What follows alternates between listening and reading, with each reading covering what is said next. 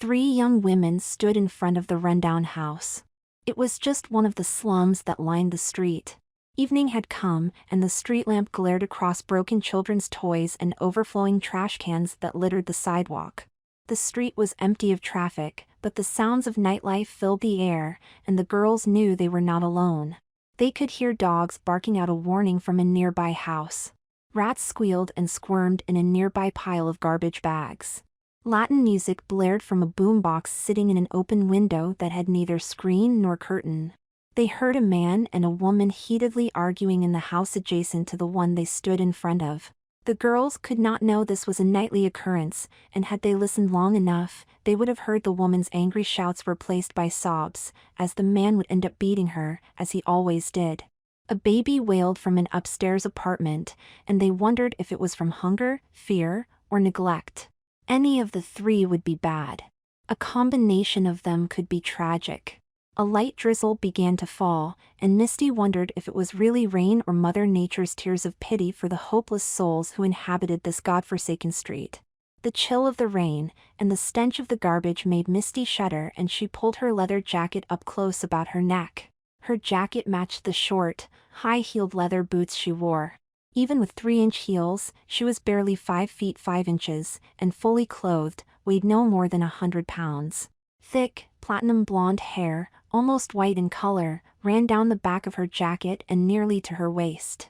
Size 1 flared jeans and a lace-trimmed peasant's blouse sculpted her petite but well-endowed body, and completed her leather and lace look. A gold rope chain encircled her neck and matching hoop earrings hung from each ear.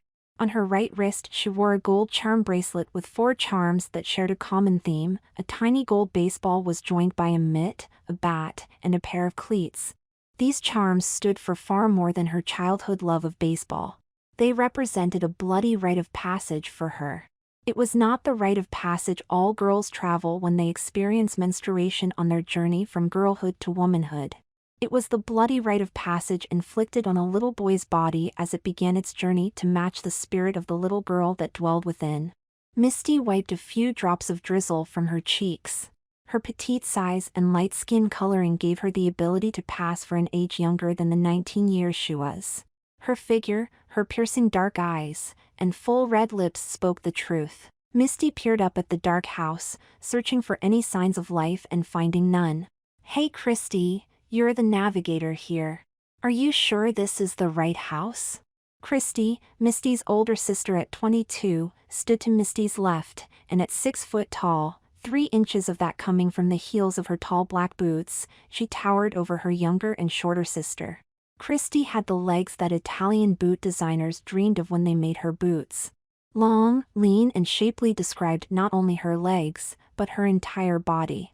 Suntan-colored hose rose from the tops of her boots to mid-thigh length, where they were met by a short cotton skirt. The skirt was black with teal and white in a plaid pattern.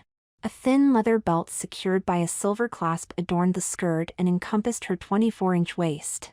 A classic white silk blouse complemented the skirt, and, with the top 3 buttons undone, gave a ready view to her ample 36C breasts. A silver and topaz necklace hung from her neck, and matched the earrings that adorned her ears.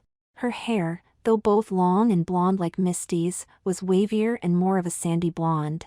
Her bangs were feathered back, and exposed the bronze complexion of a sun goddess.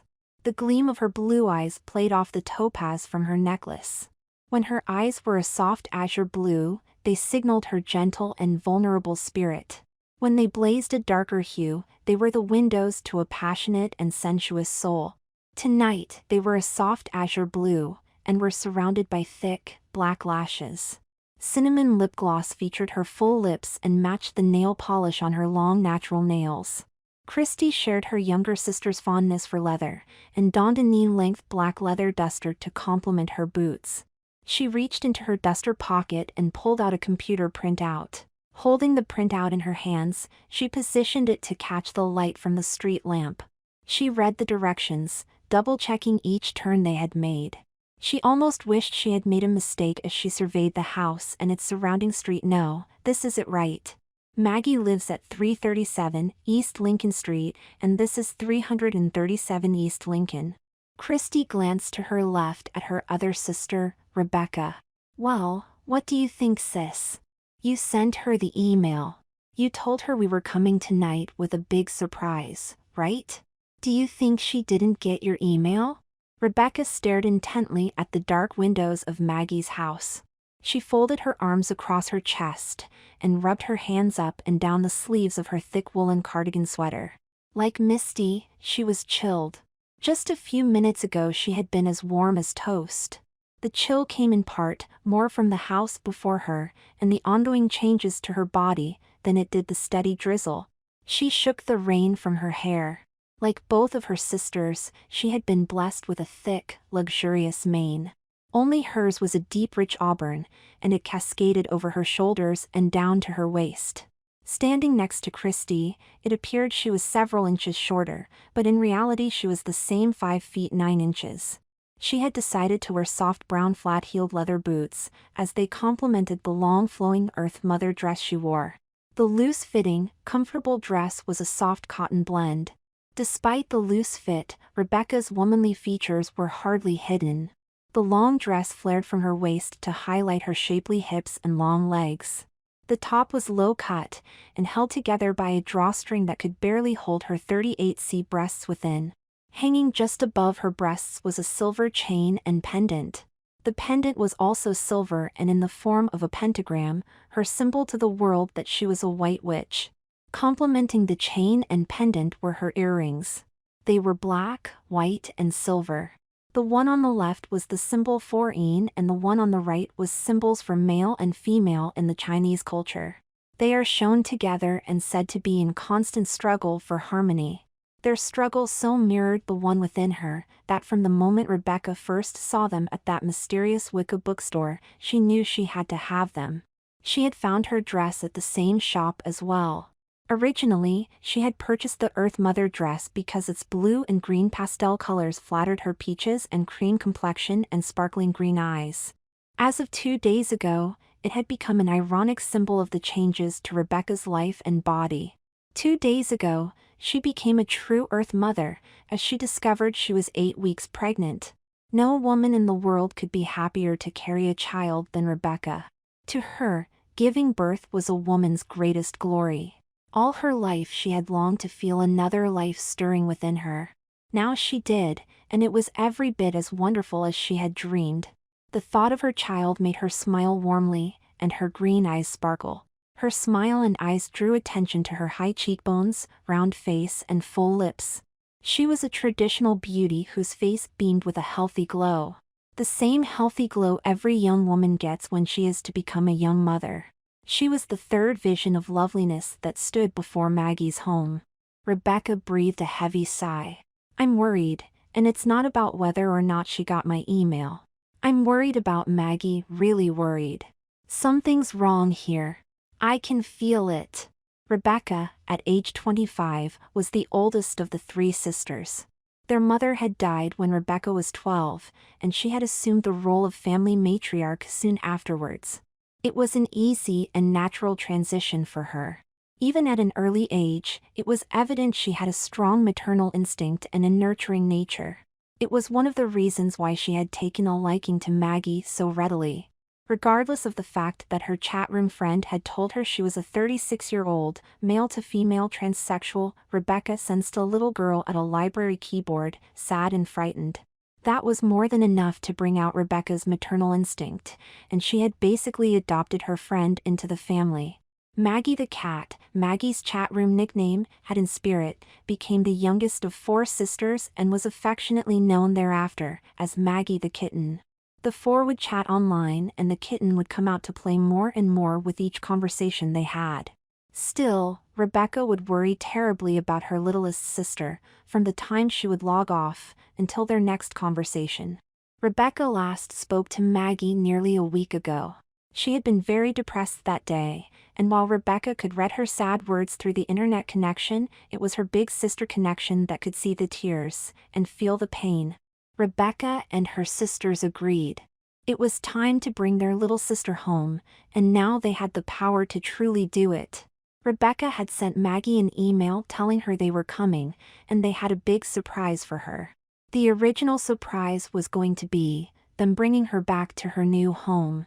That was a big surprise indeed, but the journey to Maggie's house produced an even bigger surprise for Maggie's three sisters, and they were eager to share both surprises with their newest family member. Misty may have been the youngest, but at the moment she was the wisest.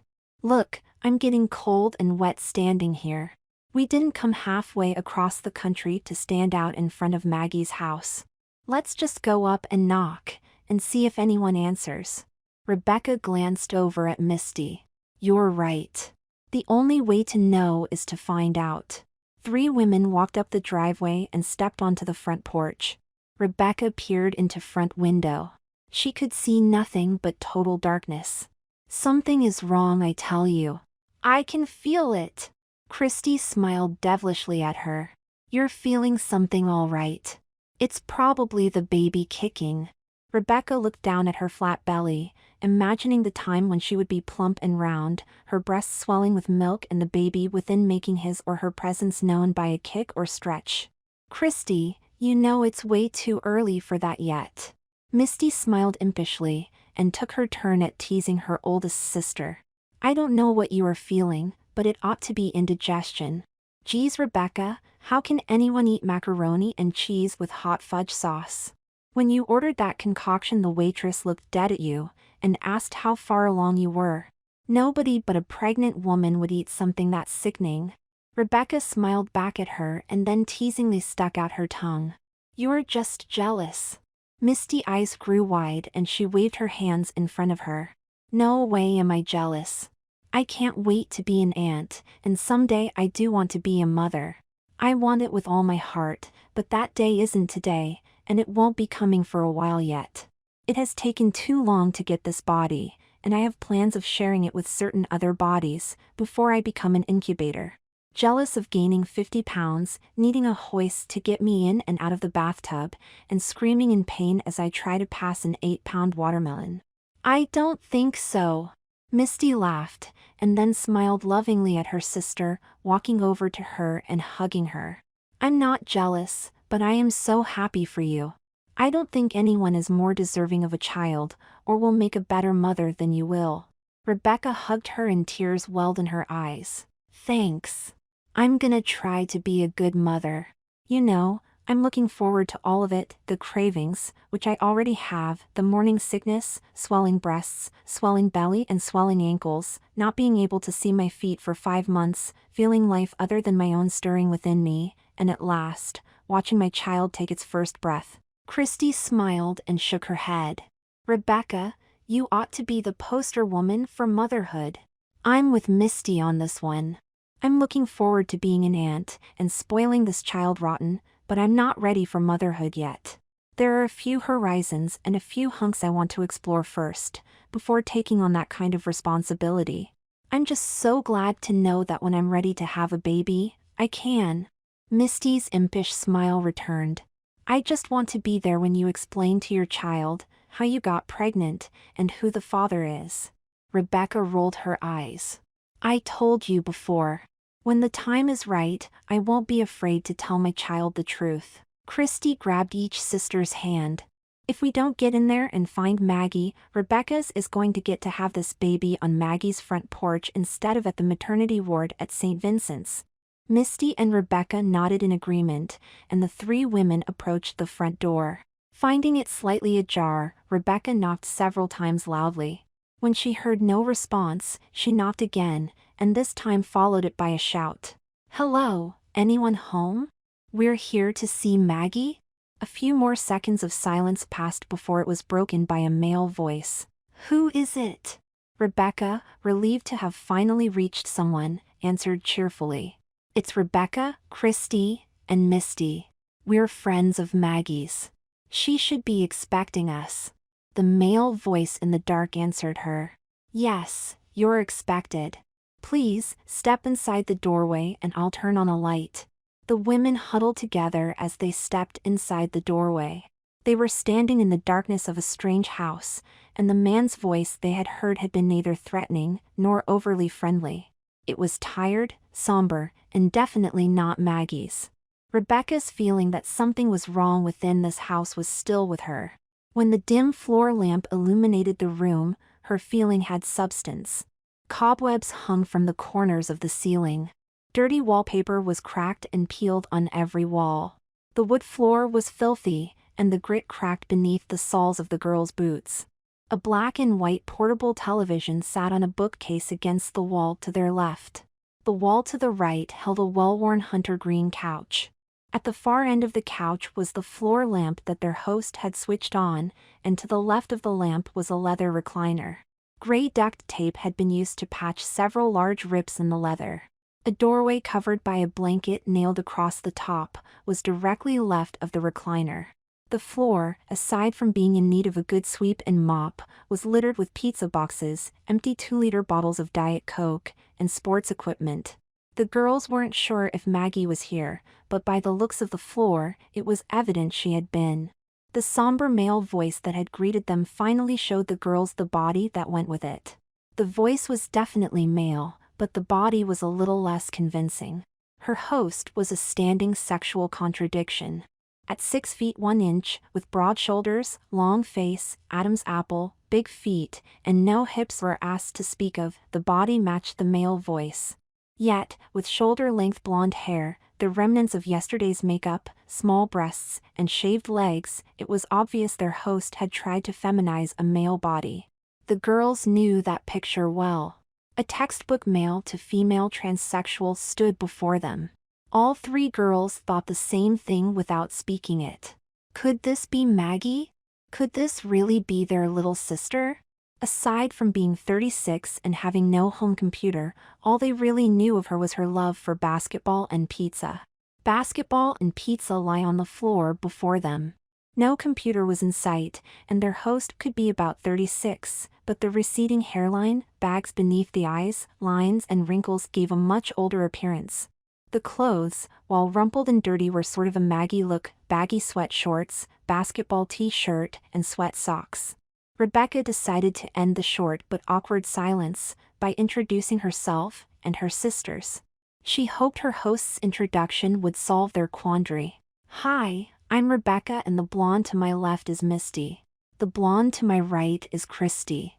We're the big sisters that adopted Maggie." Rebecca and her sisters waited for the host to reveal his, or her, identity. He did. He walked up to within a few feet of them and smiled weakly. "Hi, I used to be Dennis, but I changed my name to Maggie. I am the hands that typed the words from the library computer. I am the body that holds the spirit of the girl you called your little sister. I am the closest thing to Maggie the kitten you can hug." Rebecca smiled and hugged the soul that stood before her, and Christy and Misty followed suit. They knew that somewhere, locked within that tortured and misshapen body, lived their little sister, the real Maggie, and they had brought with them the key to release her. Maggie stepped back and regarded the three of them.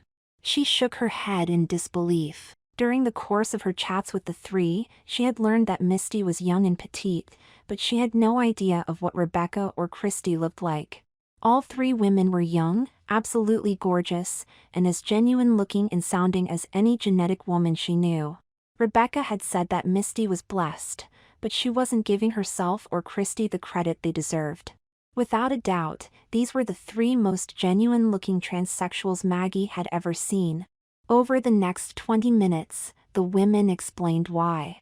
Maggie led her sisters over to the couch, before taking her place in the recliner. Rebecca started the story, but each took turns, telling the unbelievable tale that explained how the three women sitting before her came to be. It was Rebecca's idea to come get Maggie, but both Misty and Christy were in favor of it.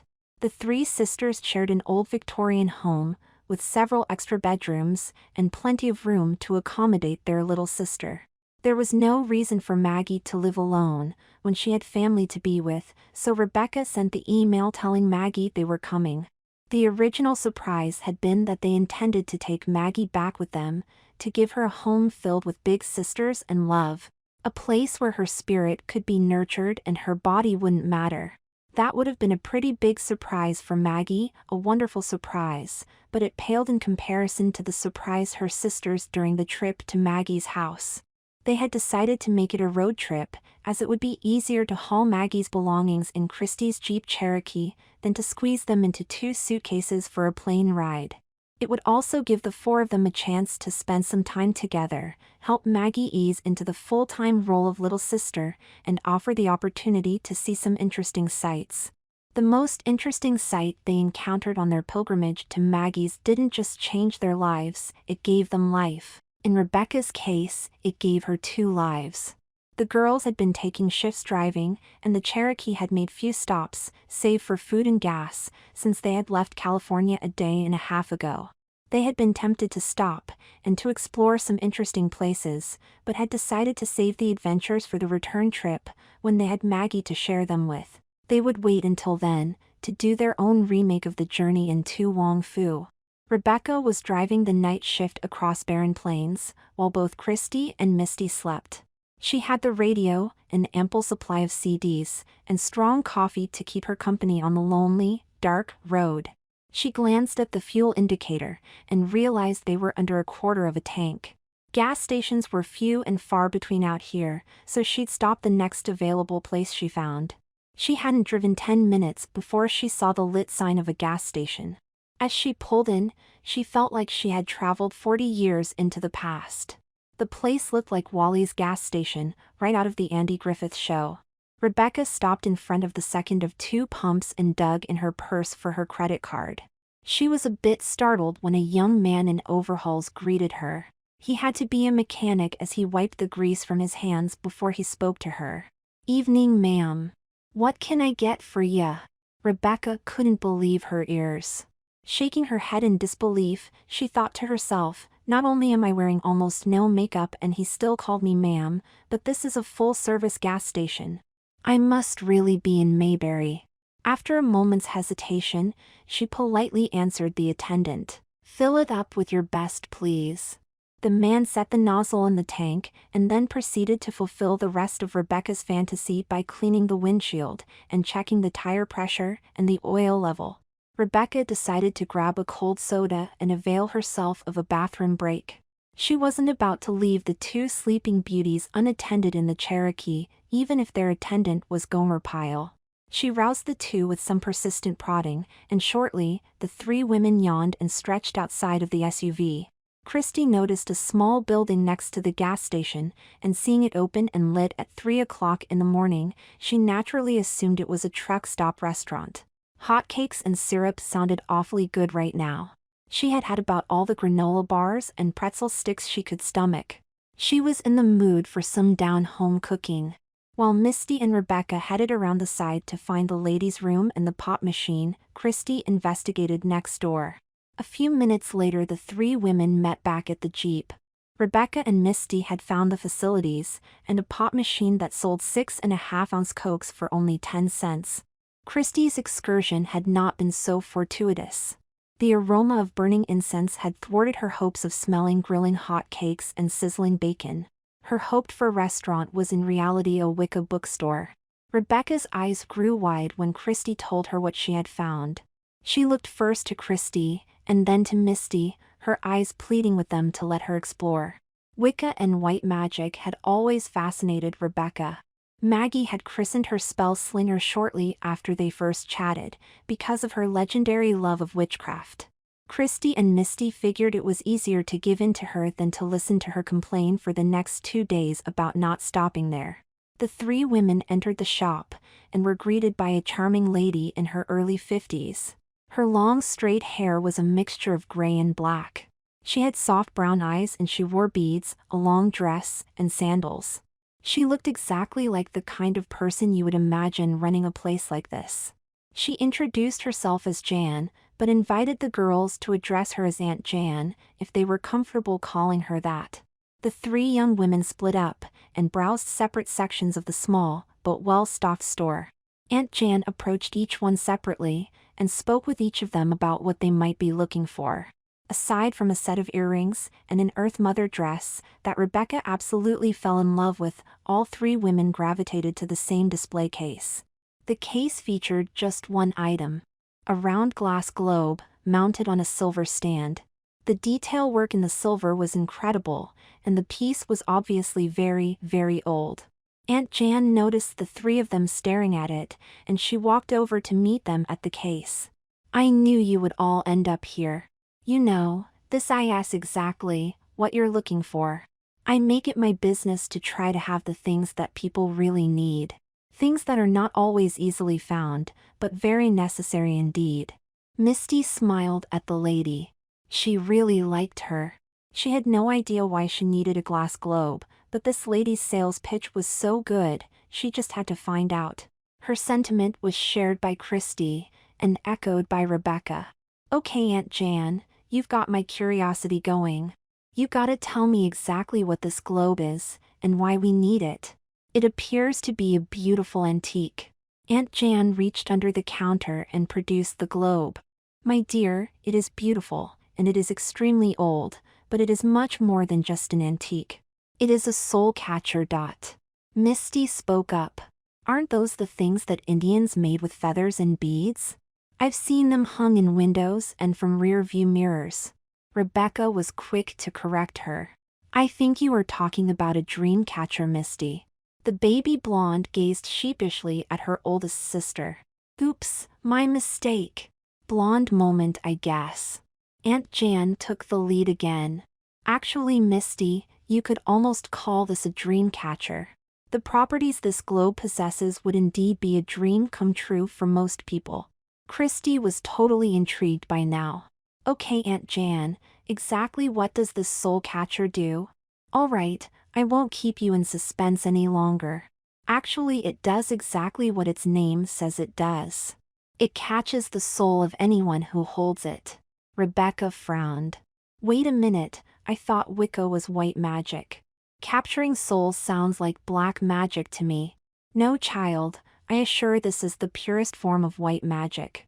When I say it captures the soul, I mean it captures its image and displays it in the globe. It allows you to see the form your true spirit, or soul, would take, should it have a physical body. That, in and of itself, is a pretty neat trick, wouldn't you say? All three women stared at the globe and nodded in agreement as the older woman continued. However, the true magic comes next. Should the holder of the globe wish her natural body to mirror that of her soul's, he or she need but to close their eyes and wish it. Within 24 hours, their wish will be granted. They will have a body and soul in harmony for the rest of their life. Aunt Jan paused a moment and regarded her three customers. They were reacting just as she knew they would. Each was staring at the globe and imagining what their soul would look like, and how it would feel to have a body that matched that image. Sadly, there are many people whose physical body does not match that of their soul's image. It must be a tremendously frustrating and painful life for these people. My heart goes out to anyone suffering in such a way. The girls knew Aunt Jan was talking about them. She was trying to be delicate and compassionate, but she was definitely talking about them. These three women weren't always women in a physical sense. They had all lived as boys, or men, but at some point discovered that in their heart, they had been women all along. From that point on they had worked diligently, and painfully, trying to correct the grave error Mother Nature had made. Misty was one of the lucky ones.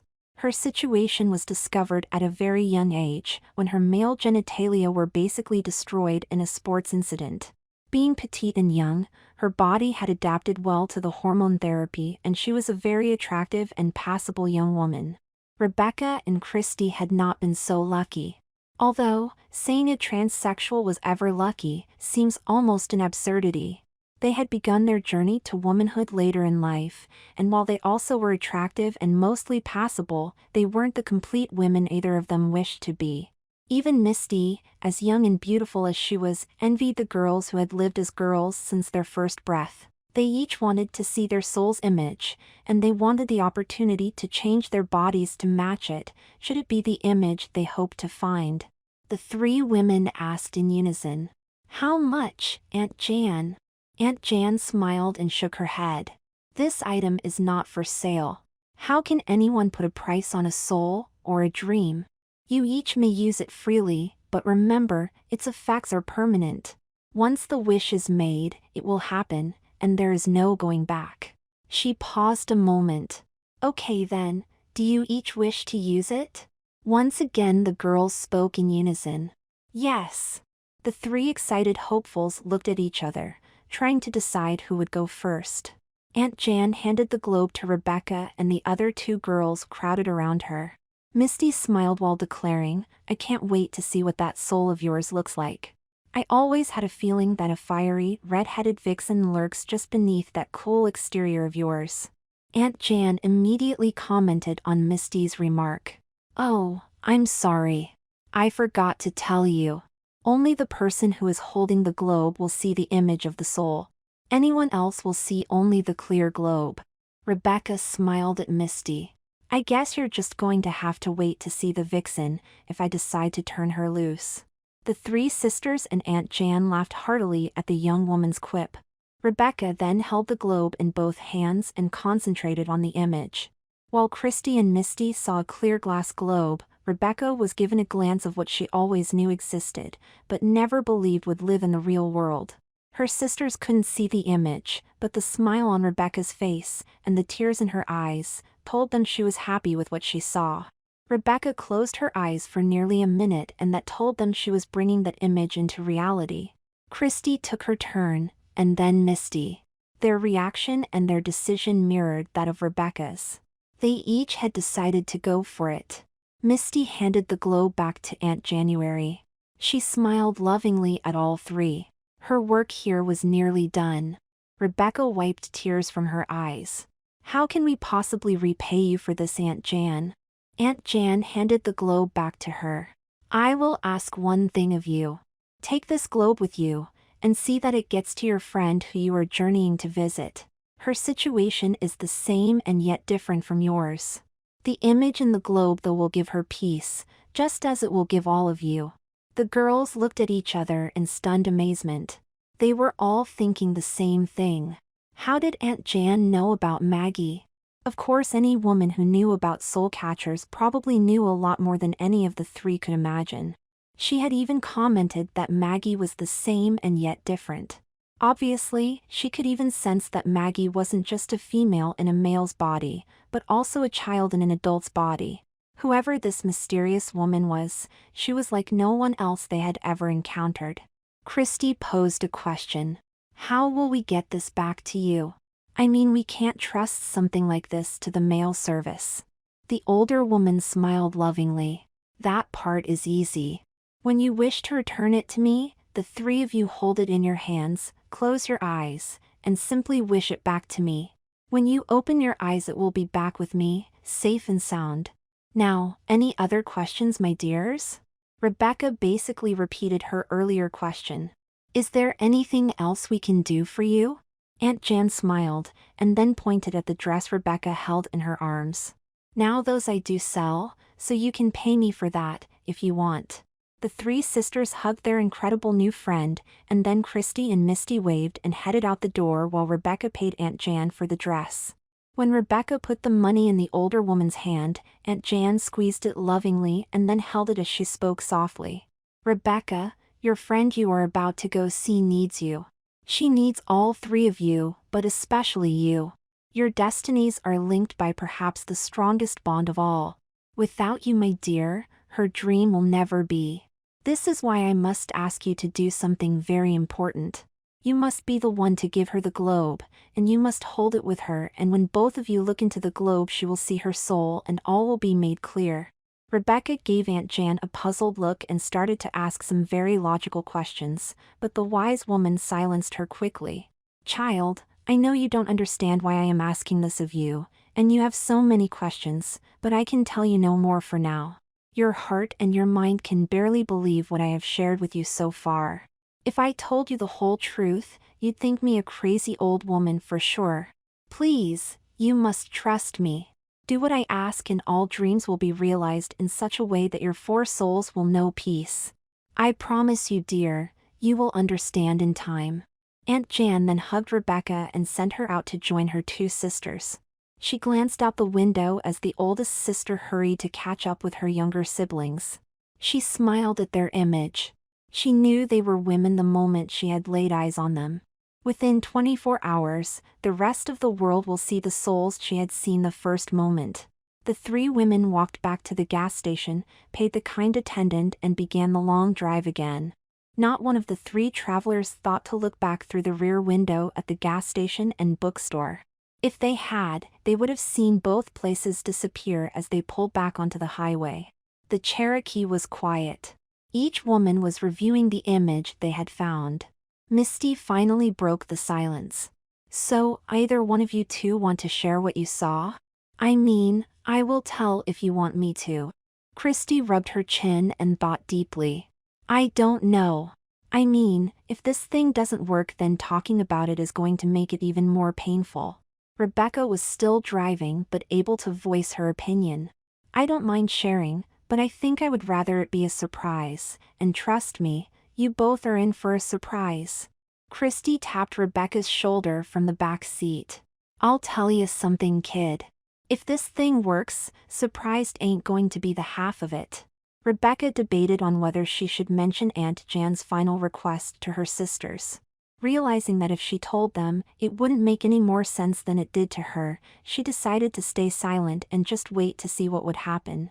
Rebecca drove until about 8 and then they stopped and finally got those hotcakes that Christy had been dreaming of. After breakfast, they decided it might be wise to get settled in a motel room and wait this thing out. There was no telling what could happen if one of them was driving when the change occurred. They had less than 18 hours to wait. As long as there were no complications, they could still make it to Maggie's by late tomorrow night. Nothing much happened that day. Misty got hit on by a couple of guys at the motel pool, and Rebecca spent the day fawning over the baby of the couple, who had the room next door. Christy struck up a friendship with the older couple that ran the motel. She helped the woman fold bed sheets, and then fixed the ice machine for the man. By 10 o'clock that night, they were all three uncharacteristically sleepy, and by midnight, they were all asleep. Rebecca was the first one to wake up that morning, and her yelling woke the other two immediately afterwards. It had worked. Oh girl, had it worked. Misty had changed the least of the three, while Rebecca and Christy had changed so much that Misty had to turn in their room keys, as the owners would never have recognized her two new sisters. They were three very different versions of beauty, but they were the same in one regard: they were at last in complete harmony. Their body and soul had become one. They had to make a few quick pit stops that morning. Mostly, it was because none of either Rebecca's nor Christy's old clothes would do justice to the new bodies each possessed, and after waiting so long to have it, they were wanting to showcase it. By noon they were famished, and they stopped for lunch at a roadside cafe. They had spent the morning comparing their new physical attributes. Rebecca was finally ready to share with them one physical attribute that neither of her sisters possessed. The waitress went first to Misty, then Christy, before settling on Rebecca. When Rebecca asked for a large serving of macaroni and cheese topped with hot fudge sauce, Misty's eyes grew wide. Christy then went positively pale when the waitress asked Rebecca when she was due. Rebecca smiled demurely, and said she was only 8 weeks along. The waitress extended her congratulations, and went to get the orders. Rebecca stared at her shocked sisters. Finally she had to say something. "What?" Misty answered her dryly. "Oh, nothing really. My sister orders mac and cheese with fudge sauce, and tells the waitress she 8 weeks prego." "Nothing really, I guess." Rebecca rolled her eyes and answered defensively. "Well, I was going to tell you guys, but I wasn't sure if I was really pregnant until we walked in here. I mean, I thought I was, but I was almost afraid it was just a dream. But when I saw macaroni and cheese, and hot fudge for sundaes, well, I just had to have them. I mean, like life or death have them." Christy quipped. "You eat that combination, and you'll have that death part." Rebecca continued. "I'm serious. Until we walked in here, I wasn't sure if I was pregnant. I didn't tell you guys, but when I saw the image of my soul I knew she was pregnant.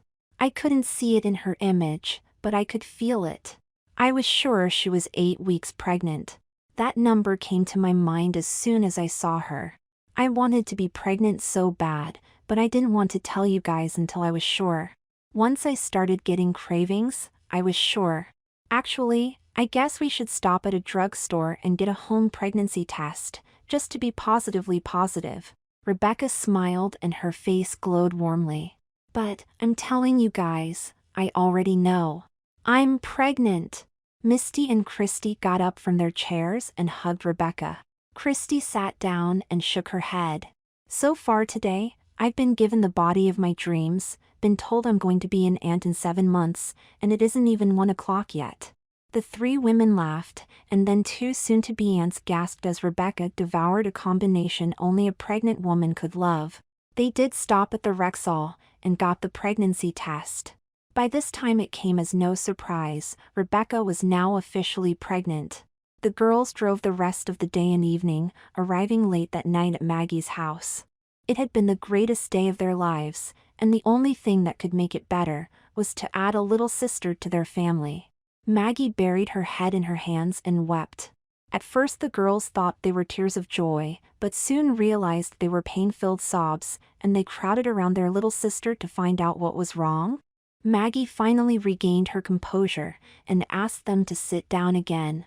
It was her turn to tell a tale, only this tale didn't have a happy ending. She told them this was a long and confusing story, and to please wait until she was finished before saying anything. She also asked them to think of the person who sat before them as Dennis, and Maggie as the little girl who was her soul. She hoped it might make it a little easier for her sisters to understand as she explained. The 3 of you came in here and shared a pretty unbelievable story with me. I listened without interrupting, and waited until you were finished, to draw my conclusions. I believe every word you said. There is no doubt in my mind you are genetic women right down to the last XX chromosome, and there is nothing in this world I would rather do than join you and become your full-fledged little sister, but I can't, and if you will allow me, I will tell you why. Dennis rubbed his tired eyes and took a deep breath before beginning. I don't know any easy way to say this, so I'm just going to say it and then try to explain. He looked from face to face and then spoke. Maggie is dead. I think she died before I ever met you. What you first felt coming to you from the other side of that computer screen was Maggie. More accurately, it was her hopes and dreams that perhaps by the strength of her will, survived even after she was gone. As the communications continued, you sensed her anger, her fear, and her need. Only that wasn't Maggie any longer, it was the 3rd player in this body.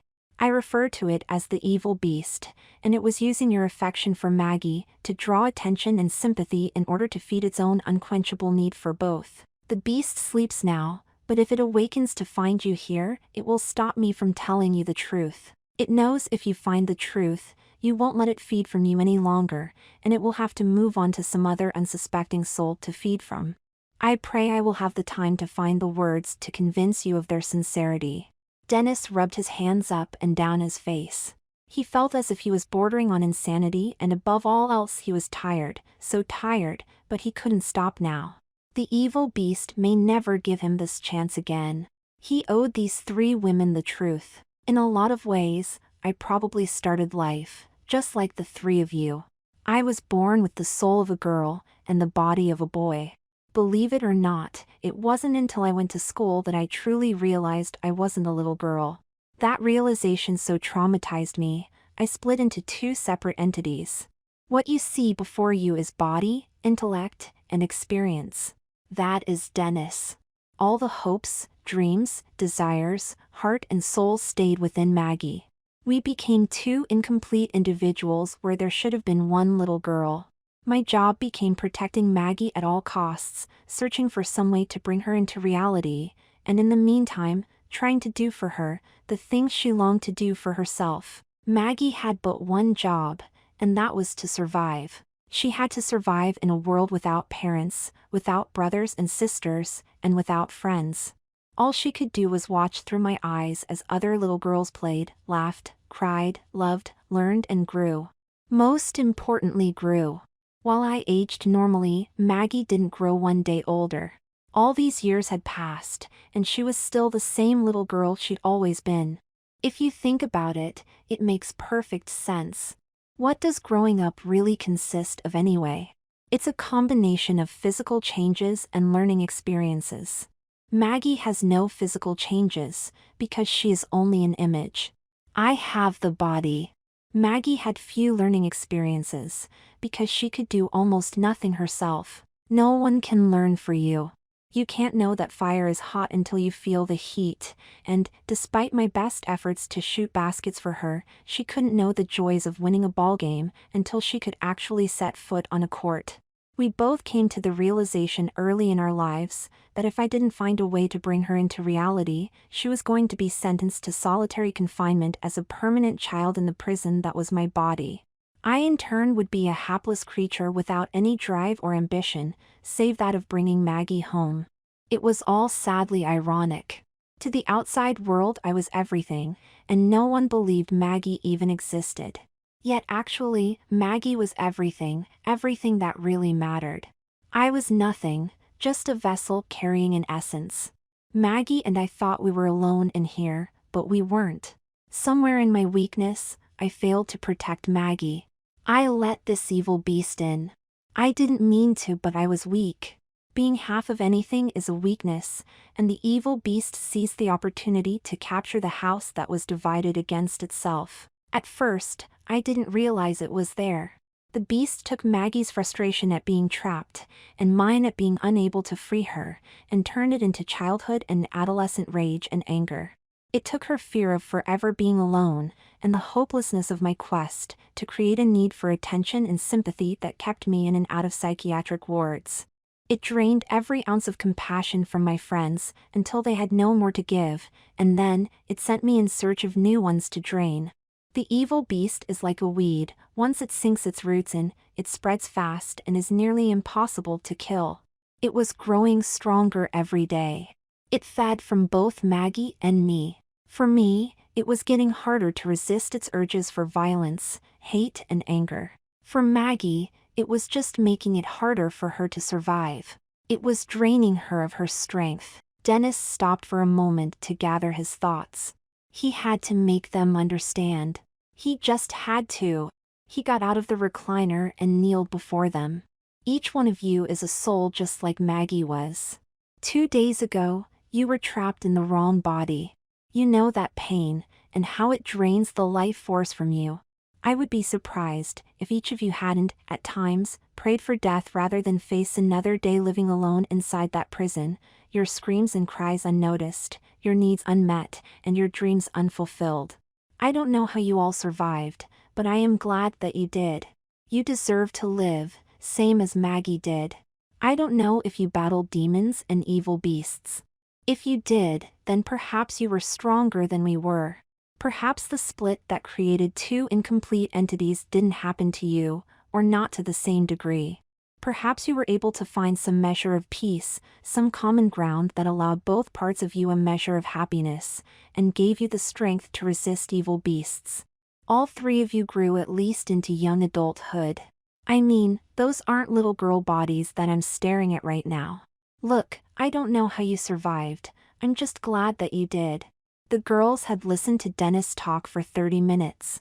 His and Maggie's story had reached their hearts, as they knew firsthand, so much of the pain and hopelessness he described. Tears flowed from all three girls.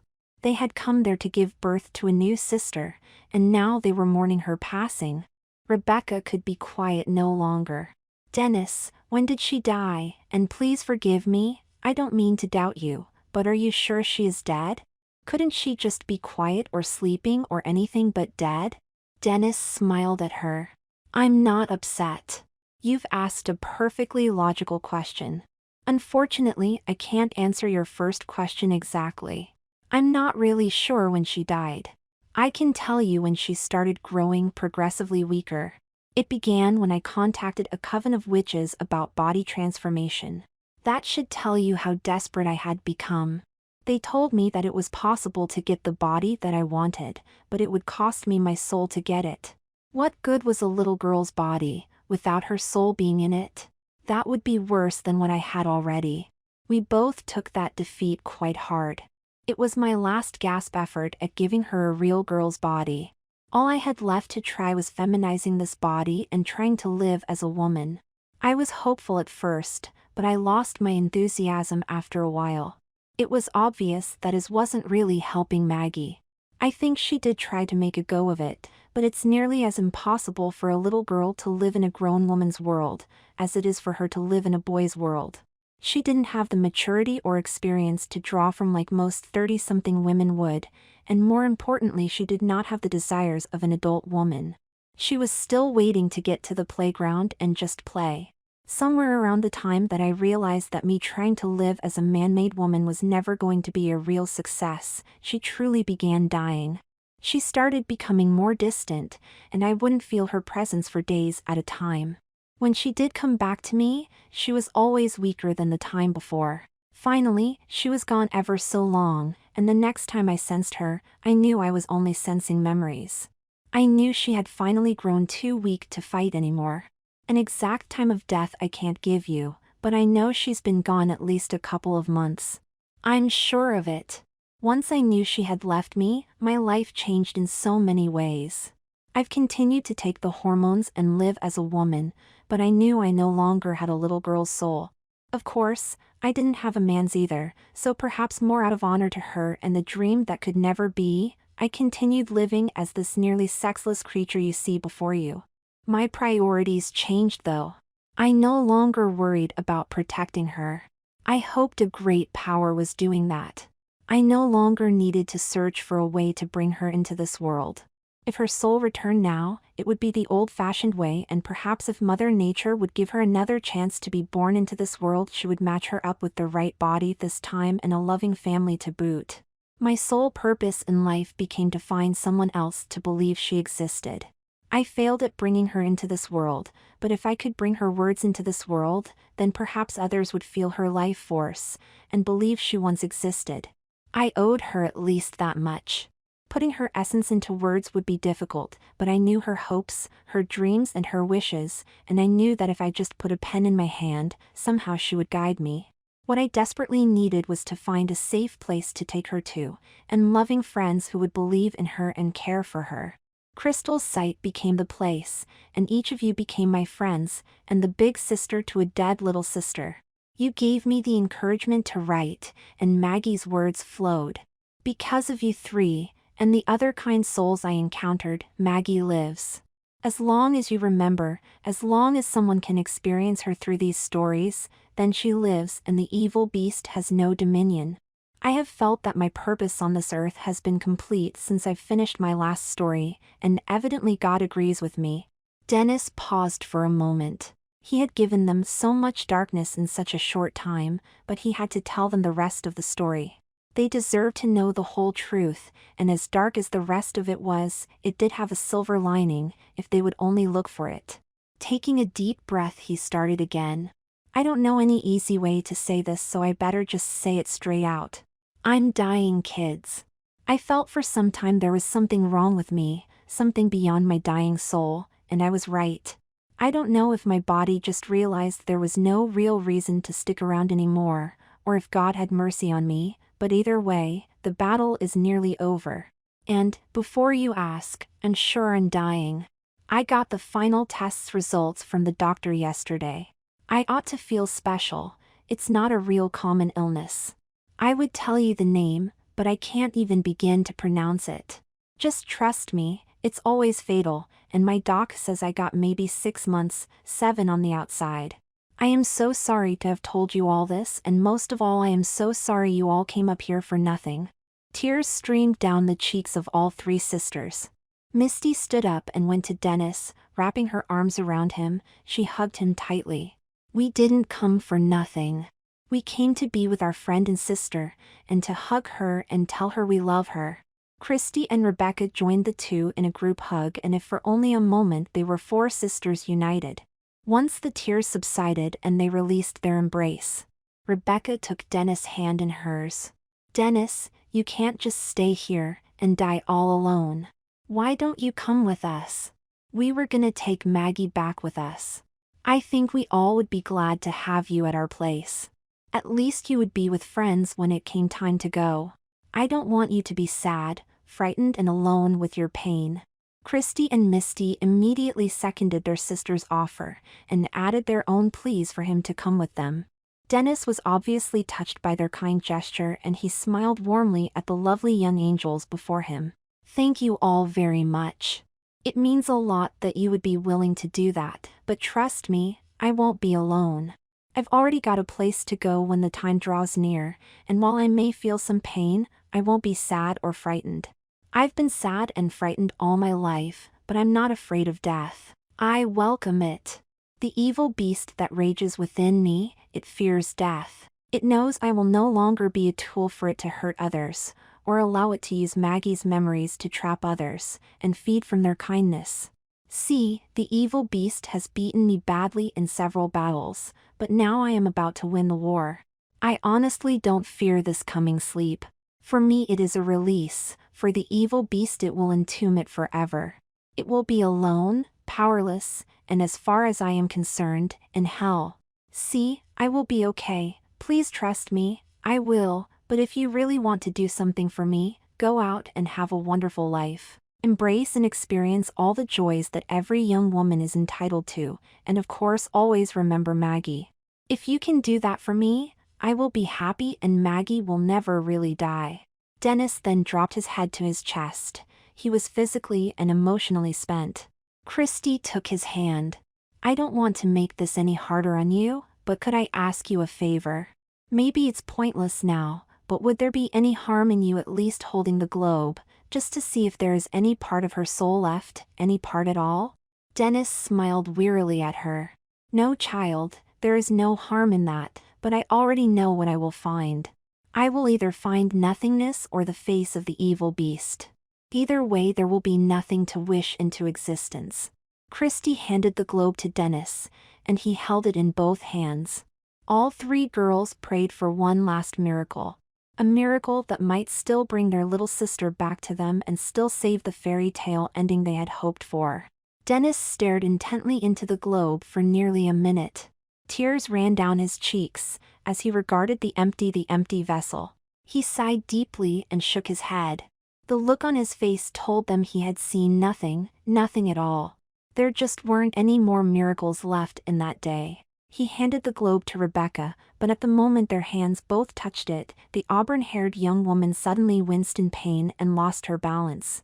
Dennis dropped the globe to catch the falling angel, and Misty made a diving catch of the magic orb only inches before it would have shattered on the ground. Dennis carried Rebecca over to the couch, with both sisters in tow. Christy took her hand and searched her sister's eyes. Hey girl, you gonna be alright? You just about did a swan dive there. You want us to call a doctor something? Rebecca quickly waved her off. I'll be fine, Christy. I just felt this sharp pain, and then I got real dizzy for a minute. Suddenly her face filled with horror. Oh no, I dropped the globe. Please tell me I didn't break it. Misty squeezed in between Dennis and Christy, and smiling impishly produced the precious parcel. Ta-da! It's in good hands with Misty. All those years of baseball finally paid off. I had to do a head-first slide, but I caught it. Obviously relieved the globe was intact, Rebecca tried to recall exactly what had just happened. I don't understand where the pain came from. I was feeling fine, and then Dennis handed me the globe dash. Her voice trailed off for a second, as her mind brought back another piece of the puzzle to her. Her eyes grew wide as she spoke. I saw something in the globe. I remember now. I saw an image. She closed her eyes as she tried hard to focus, and when she opened them again, a warm smile turned at her lips and she reached out to take Christy's hand. I saw my baby. I looked in the globe when Dennis handed it to me and saw my baby. I guess it was kinda like an ultrasound, only way better. I'm going to have a beautiful baby with hair and eyes just like mine. It's all so amazing. Dennis and the sisters gave Rebecca hugs as she sat up on the couch basking in the glow of the memory. I'm glad I got the vision, but I don't understand what triggered all this.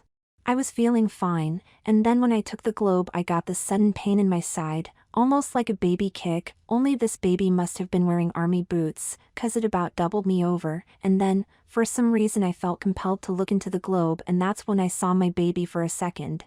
The next thing I know I'm getting all dizzy and well, it was almost lights out. Misty shook her head and smiled. If you ask me, the whole thing is obvious. That macaroni and cheese with fudge sauce is finally coming back to haunt you. Rebecca's emerald green eyes sparkled as a thought came to her. Dennis, for a second we were both holding the globe. Did you see anything? Did you feel anything? Did you see my baby? Her friend shook his head. I'm sorry, Rebecca. I wish I could say I did, but I really wasn't paying any attention to the globe. As soon as you started to fall, I just grabbed you and never gave the globe a second look. I just wanted to be sure Mama didn't go bounce. I'll tell you something though.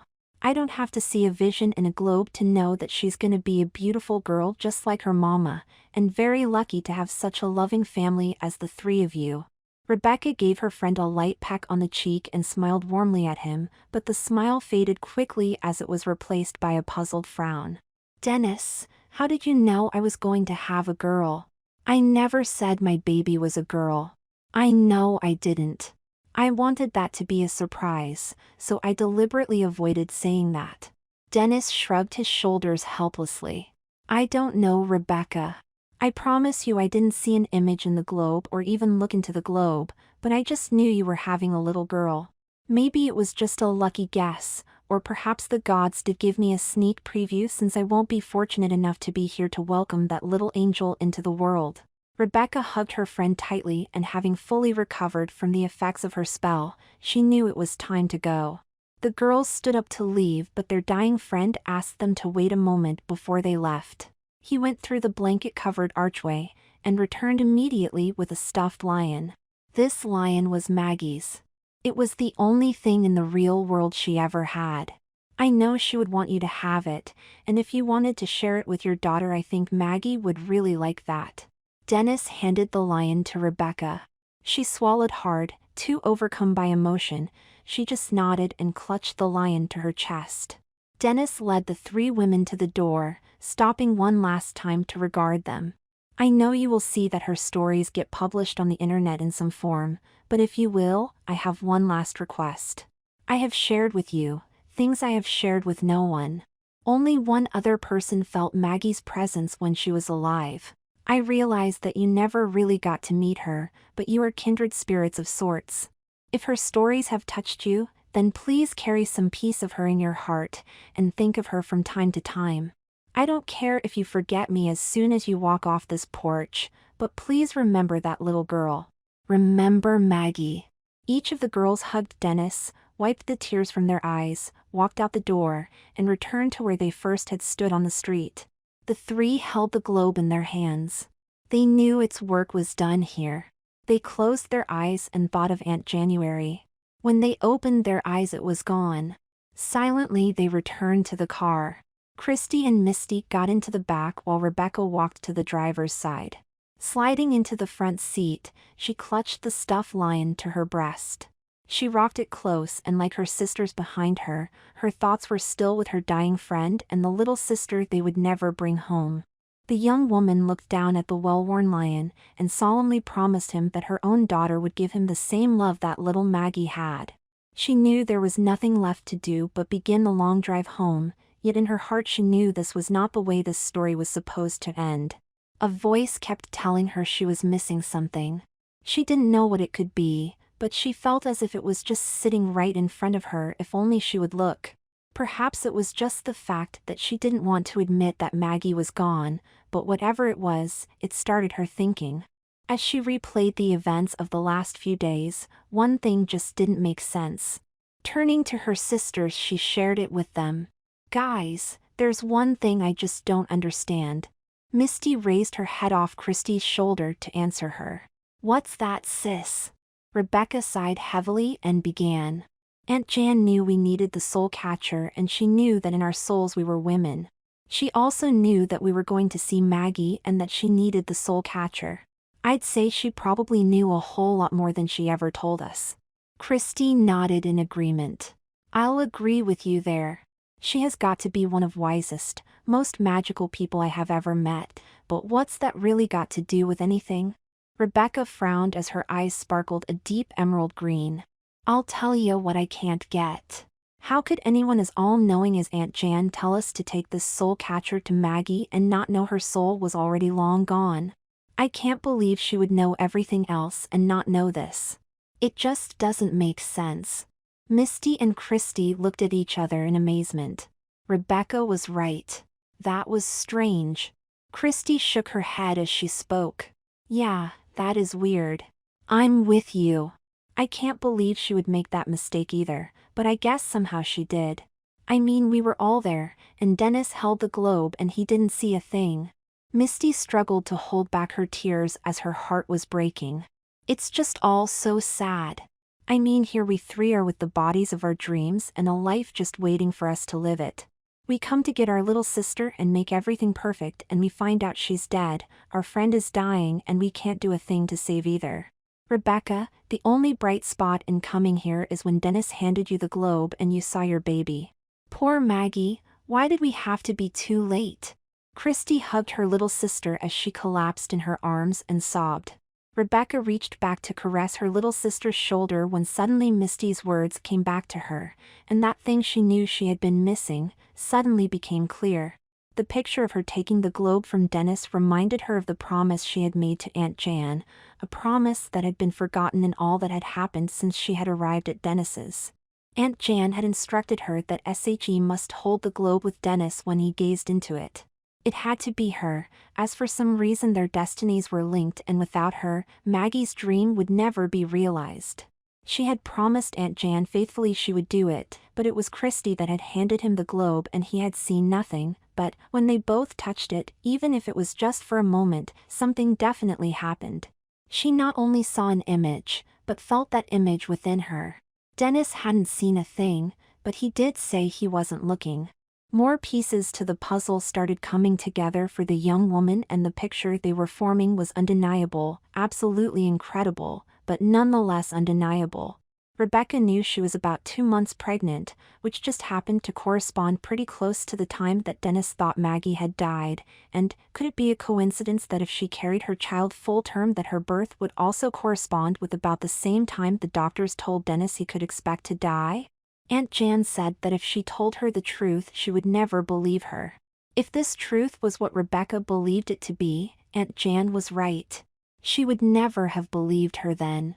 She could barely believe it now.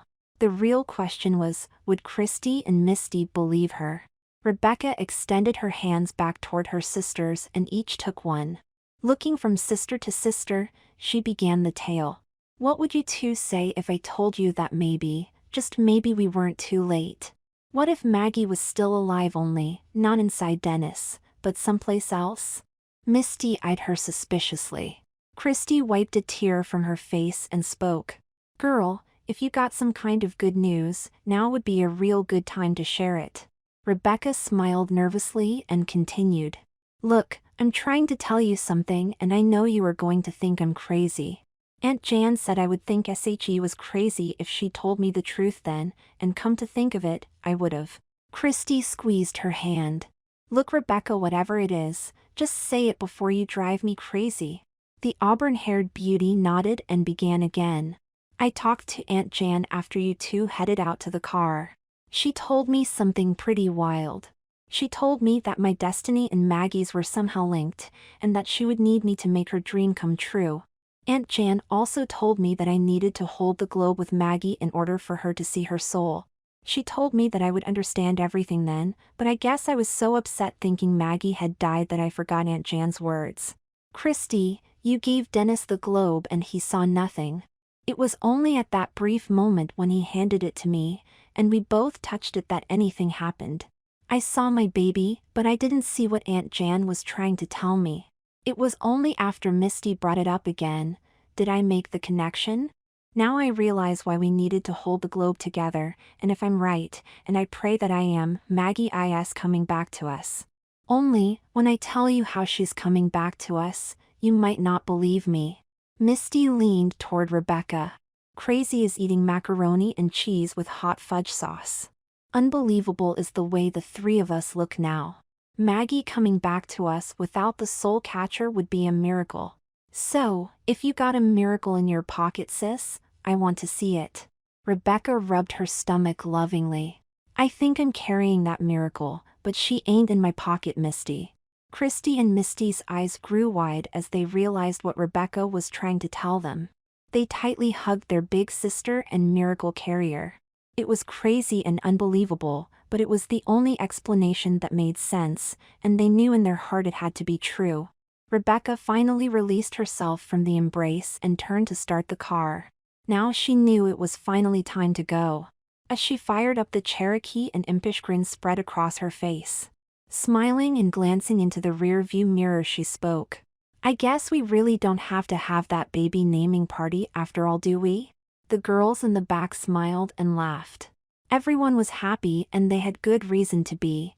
Their dreams had been realized, and now they knew their friends would be too. Rebecca turned the key in the ignition and then, rubbing her stomach lovingly, spoke softly. Come on, Maggie, let's go home. Hugs.